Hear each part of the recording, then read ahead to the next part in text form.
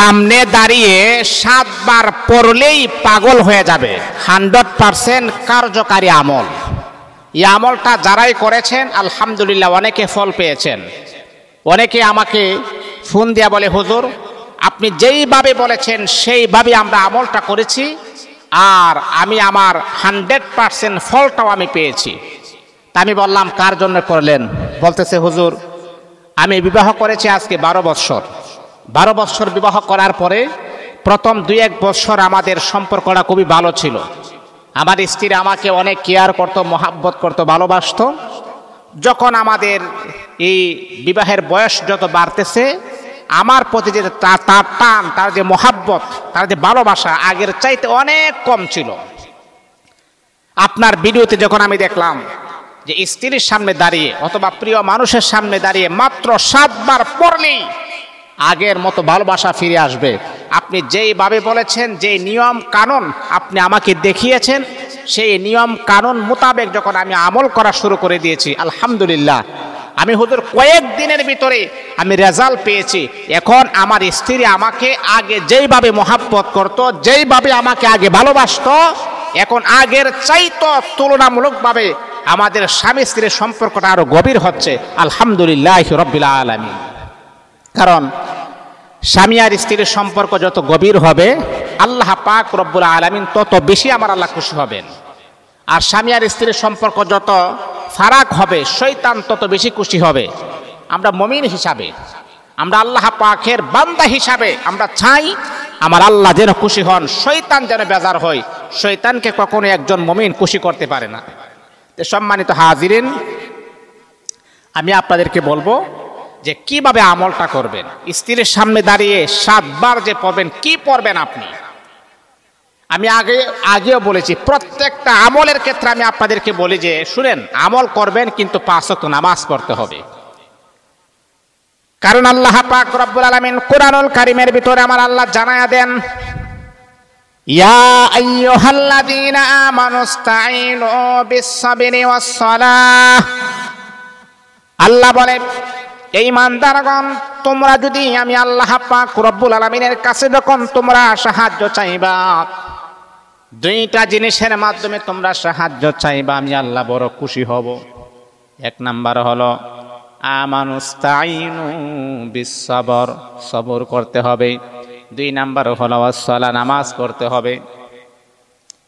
1 number হলো সবর, তাড়াহুড়া করা যাবে না। আরে আমি তো দোয়া করলাম, দোয়া কেন কবুল হলো না? না রে বন্ধু, তাড়াহুড়া করা যাবে না, তাড়াহুড়া করা যাবে না, দোয়া করতে হবে, সবর করতে হবে। 2 নাম্বার হলো নামাজের মাধ্যমে রব্বে কাবার মালিকের কাছে আপনি চাইতে হবে। আরে আমি তো দোয়া করলাম, কবুল হলো না কেন? এই তাড়াহুড়া আনা যাবে না, সবর করতে হবে। কঠিন কঠিন মুসিবত, বিপদ আপনার উপরে আসতে পারে, তারপর আপনি সবর করবেন।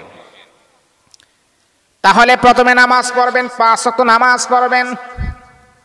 এ বন্ধু আমার, সামনে দাঁড়িয়ে 7 বার পড়লে পাগল হয়ে যাবে। স্বামী স্ত্রী একে অপরের প্রতি মহাব্বত নাই, ভালোবাসা নাই, এমনকি আপনার প্রিয় মানুষ যাকে আপনি এত মহাব্বত করেন, যাকে আপনি এত ভালোবাসেন, কিন্তু সে আপনাকে আগের মতো গুরুত্ব দেয় না, আগের মতো আর আপনাকে মহাব্বত করে না। তাহলে বন্ধু আমার, আপনার প্রিয় মানুষের সামনে দাঁড়িয়ে আপনি মাত্র 7 বার পড়বেন, দেখবেন সেও আপনাকে আগের চাইতে তুলনামূলকভাবে আরো বেশি মহাব্বত করবে। আগের মতো আর আপনাকে মহাব্বত করে না, আগের মতো আর আপনাকে ভালোবাসে না। তাহলে আপনিও তার সামনে দাঁড়িয়ে আপনি 7 বার পড়ুন, সেও পাগল হয়ে যাবে ইনশাআল্লাহ।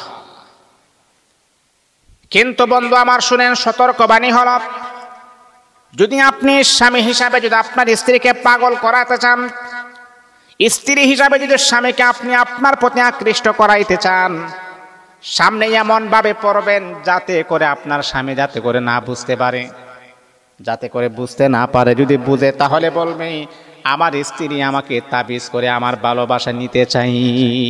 এমন ভাবে আপনি পড়বেন যাতে করে স্বামী বুঝতে না পারে। আবার স্ত্রীরা এমন ভাবে পড়বেন যাতে করে আপনার স্ত্রীও না বুঝতে পারে, স্বামীও না বুঝতে পারে। আমলটা যারাই করবেন সামনের মানুষটা যেন বুঝতে না পারে। তাহলে প্রথমে কি করতে হবে? 5 ওয়াক্ত নামাজ। এই কথাগুলো অ্যালার্ট থাকতে হবে, কেয়ারফুল থাকতে হবে। 5 ওয়াক্ত নামাজ। তারপরে আমলটা আপনি করবেন কোন সময় জানেন? আপনার স্বামী যদি আপনার সামনে থাকে অথবা সে অন্যমুখী অবস্থায় থাকুক, আপনি এমনভাবে পড়বেন যাতে করে সে বুঝতে না পারে যে আপনি কোনো কিছু পড়তেছেন। কথা বুঝছেন? প্রথমে আপনি 3 বার দুরূদ শরীফ পড়বেন অথবা 7 বার দুরূদ শরীফ পড়বেন, যেটা দুরূদ ইব্রাহিম, আল্লাহুম্মা সাল্লি আলা আল্লাহুম্মা বারিক আলা। দুরূদ ইব্রাহিম পড়বেন কয়বার? 7 বার আপনি পড়বেন। মনে করেন আপনার স্বামী ঘুমিয়ে আছে, আপনি বসা অবস্থায় আপনি পড়তে পারেন, অথবা আপনার স্ত্রী ঘুমিয়ে আছে, আপনি বসা অবস্থায় আপনি পড়তে পারেন। কথা বুঝেন নাই? 7 বার দুরূদ শরীফ আপনি পড়বেন।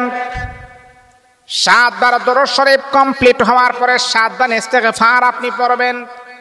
আস্তাগফিরুল্লাহ রাব্বি মিন কুল্লি যামবি ওয়া আতুবু ইলাইহি লা হাওলা ওয়ালা কুওয়াতা ইল্লা বিল্লাহিল আলিয়্যিল আযীম।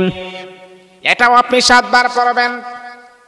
বন্ধু আমার, তারপরে এই দোয়াটা আপনি 7 বার পড়বেন। আল্লাহুম্মা আল্লিফ বাইনা কুলুবিনা। কি কষ্ট হয়েছে? আল্লাহুম্মা আল্লিফ বাইনা কুলুবিনা। একবার আল্লাহুম্মা আল্লিফ বাইনা কুলুবিনা 2 বার। আল্লাহুম্মা আল্লিফ বাইনা কুলুবিনা 3 বার। এমন করে করে আপনি 7 বার পড়বেন।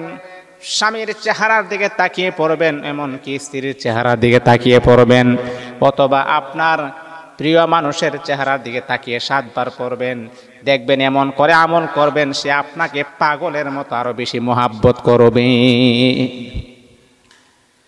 আপনার প্রিয় মানুষ আগের মতো আপনাকে আর গুরুত্ব দেয় না, ভালোবাসে না।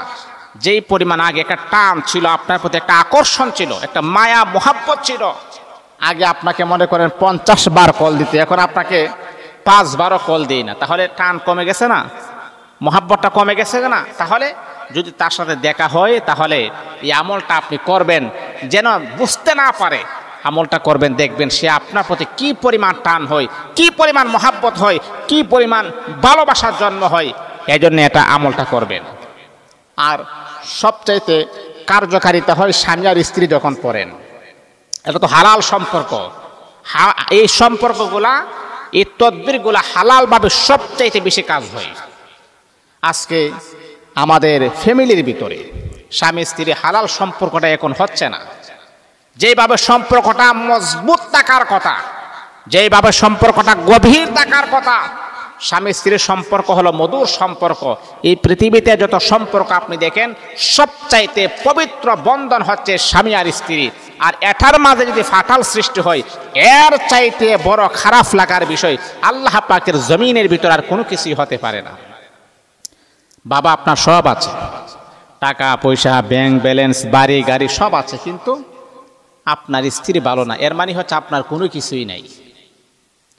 মা আপনার সব আছে, দামি দামি শাড়ি গহনা স্বর্ণ অলংকার সব আছে, কিন্তু আপনার স্বামী আপনার মনের মতো না, স্বামী ভালো না, তাহলে বোঝা গেল আপনার কোনো কিছুই নেই।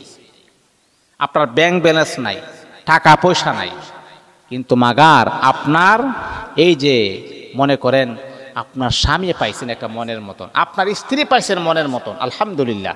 আপনার চাইতে সুখী আল্লাহ পাকের জমিনের ভিতরে আর দ্বিতীয় কেউ হতে পারে না। কারণ আপনার কোনো কিছু না থাকতে পারে, কিন্তু আপনার ঘরে নিয়ামত মার্কা একটা সবুর করে নেওয়ালা একজন স্ত্রী আছে, আপনার ঘরে একজন স্বামী আছে, আদর্শবান স্বামী আছে। আপনাকে ছাড়া অন্য কোনো জায়গা তো সে মুখ দিবে না।